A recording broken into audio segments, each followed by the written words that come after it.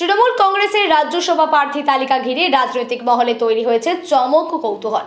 এই প্রসঙ্গে চুঁচুড়ার বিধায়ক অসিত মজুমদার স্পষ্ট ভাষায় বলেন, এই তো ট্রেলার হ্যাঁ, পিকচার আভি বাকি হ্যাঁ।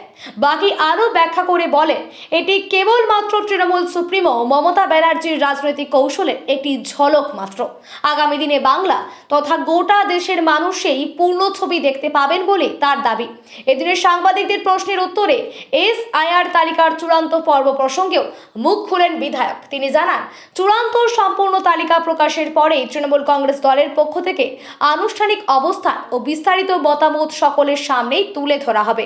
সব মিলিয়ে রাজ্যসভা নির্বাচন ও এসআইআর তালিকা দুটি বিষয়ে তৃণমূলের পরবর্তী পদক্ষেপ নিয়ে রাজনৈতিক মহলে বাড়ছে আগ্রহ। দেখুন, এ তো ট্রেলার, পিকচার বাকি। ছবি যখন আরম্ভ হবে তখন দেখবেন অভিষেক বন্দ্যোপাধ্যায়, মমতা বন্দ্যোপাধ্যায় কি ছবি দেখায়।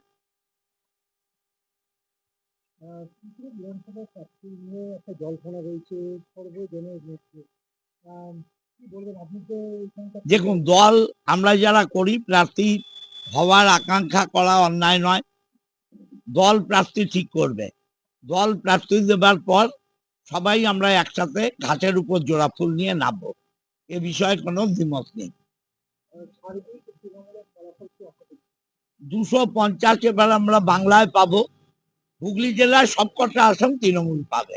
সবে তো ঝলক বলছে, এখনো ছবি অনেক যাচ্ছে। ছবি কিভাবে দেখবেন? লিস্ট বেরোক, তারপর দেখতে পারবেন। তারপরে যখন মানুষ ঘাসের উপর জোড়া ফুলে মেরে ব্যালট বাস্কটা ভরে দেবে, মেশিনটা ভরে দেবে, তখন আরো চমক দেখতে পাবেন। জল্পনা কেন্দ্র রয়েছে অনেক নতুন মুখ থেকে অভিনেত্রী, টলিউড ক্রিকেট থেকে অনেকে। দেখুন, আমি তো প্রথমেই বললাম, দলের সর্বময় কর্তা মমতা ব্যানার্জি, অভিষেক ব্যানার্জি, তারা যে প্রার্থী দেবে সেই প্রার্থী নিয়ে আমরা মাঠে নেমে পড়ব।